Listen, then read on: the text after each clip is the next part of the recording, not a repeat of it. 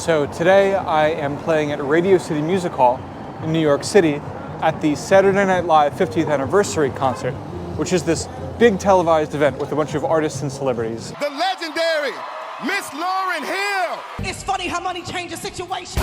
Miscommunication leads to complications. My emancipation no for your equation. I was on the humble, you on every station.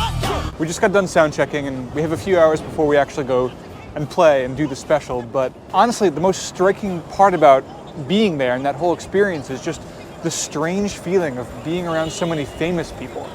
People I grew up listening to, people whose face I recognize, people whose name I know. I mean, from where I am on stage, like Lady Gaga is literally like 12 o'clock right in front of me, right in front of my keyboard riser. And after we sound checked, I rode the elevator up with Will Ferrell. And before we sound checked, the Backstreet Boys were sound checking.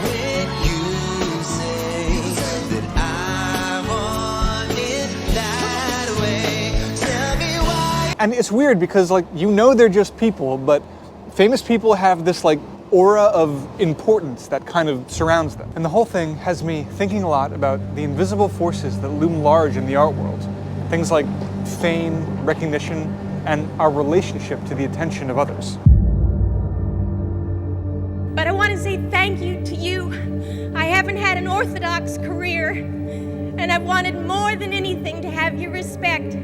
The first time I didn't feel it, but this time I feel it, and I can't deny the fact that you like me. Right now, you like me.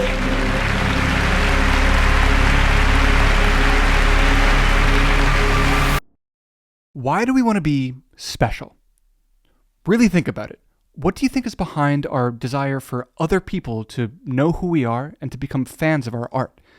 And there's some benign, kind of obvious answers that you could give, like, I want to make a living doing what I love, but we all kind of know that that's not really it. If you're an artist, or if you know any, you know that there's something deeper going on there, something involving our ego and sense of self. Here's my theory. All right, let's start from the beginning. Way back in history, in evolutionary times, so to speak, salt, fat, and sugar were scarce resources, but they were highly necessary, so our bodies adapted to crave them. Flash forward to modern times, and we've developed foods that kind of hack our psychology around taste and nutrition. Foods that are nutritionally empty, but which deliver us salt, fat, and sugar in amounts that far exceed what we encountered in the wild. This is called supernormal stimuli, something that hacks our primitive urges by giving us an extreme version of something that we're evolved to desire, which, as you might imagine, can be highly addictive. The modern world is full of supernormal stimuli.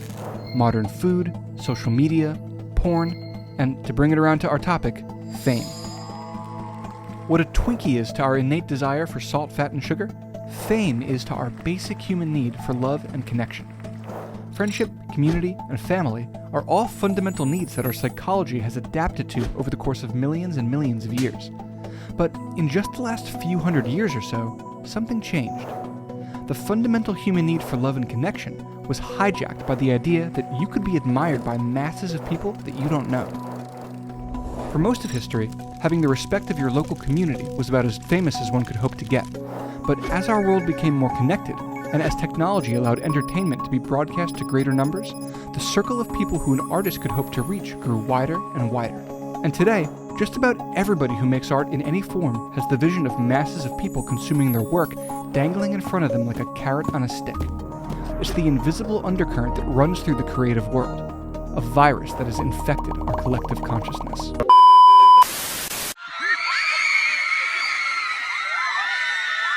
Do you want to be famous? I've built some of the biggest stars in the world, and I'm looking to create the next Kim Kardashian. If you want to be famous, this is the best investment that you can make. Log on to famebyshiraz.com to purchase and enroll the Fame by Shiraz Masterclass right now. Now, there's a lot of societal norms out there, and they seem to float around in the ether, sticking to some people and not others. For instance, some people are deeply affected by societal norms around beauty, and to others, it's not a big deal. Some people are deeply affected by societal norms around gender or around money. Unfortunately, you only have so much control over which societal values you internalize. How affected you are by the ideas and values that are floating around out there in our culture depends on where and how you were raised and a bunch of other stuff, but I feel like norms around fame and success hit artists particularly hard. for a few reasons that I don't think people really talk about. One, it's kind of the default built-in goal of the career field, and it's actually interesting to know that people's goals aren't really fully their own, but are largely dictated by which game they choose to play. For example, if you're playing the lawyer game, the highest rung of that ladder might be something like making partner in a successful law firm. If you're playing the athlete game, the highest rung of that ladder might be like winning the Super Bowl or getting a gold medal at the Olympics. And your mind and your drives will kind of adapt themselves to whatever concepts of success come pre-packaged with the field that you're in. And it's not the case in every field that the highest rung of the ladder involves the attention of masses of people. But in art, success is basically synonymous with how many people are consuming your work. So, like it or not, there's this natural gravitational pull towards like attention-seeking behavior. So, could we say that art makes people into narcissists?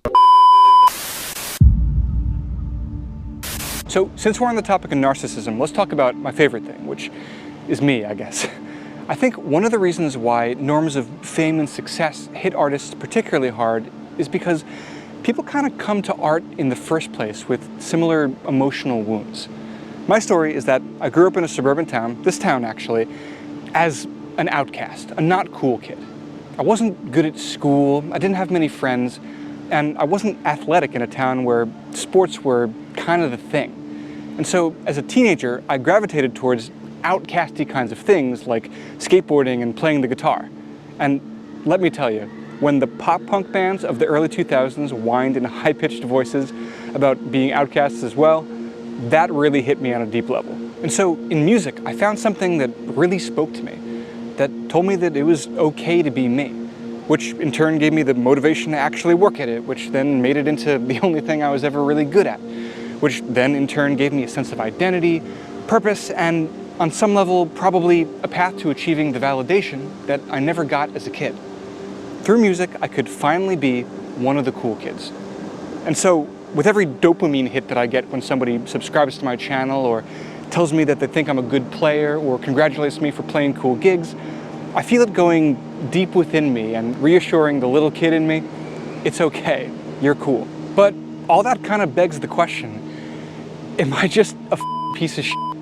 Like, do I even love what I do, or is all this, the gigs, the synths, the videos, just some weird unconscious expression of my childhood trauma?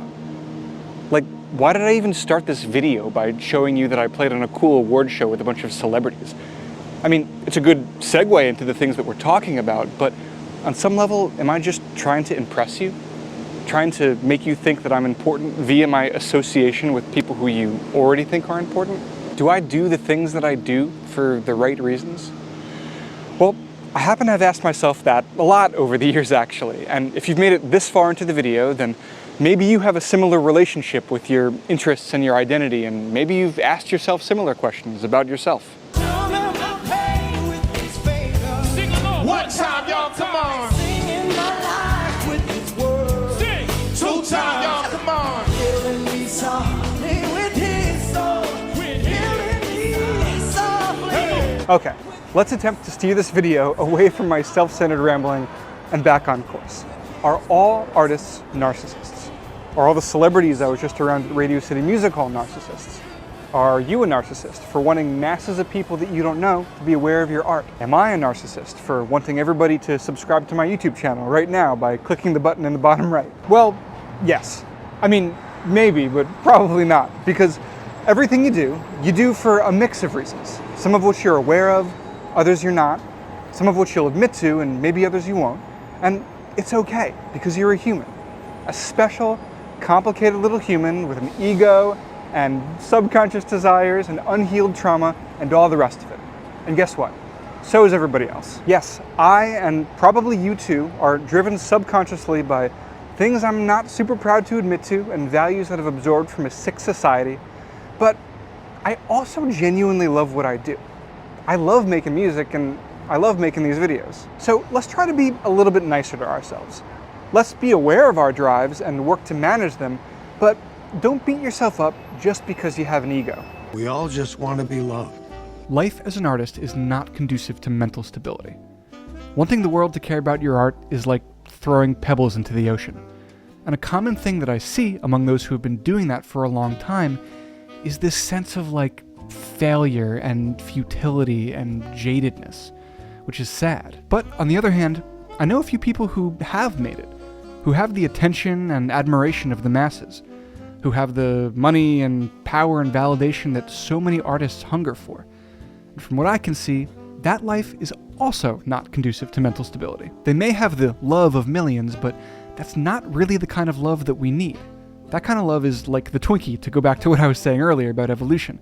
It's not a good substitute for our basic human need for authentic connection. So if there's problems with both success and failure in art, then what's the solution? How do we find some kind of balance? Well, I think one of the biggest things that all artists have to do to stay grounded and sane is to carefully manage their relationship to the attention of other people. Whether you're one of the few who have the attention of millions or one of the many who has the attention of hardly anybody, in both cases, the attention of other people can be a toxic, corroding force to your mind. At the end of the day, in the grand scheme of life, it doesn't matter how many people are listening. It doesn't matter how many people know your band. It doesn't matter how many people follow me on YouTube. None of that stuff really matters. Make the art you want to make as long as you love doing it. I don't know if that's advice to myself or to you, but that's my advice. Are all artists narcissists? I don't know, but a life in art is sure to bring out the narcissistic tendencies that exist within everybody. So try to resist that within yourself.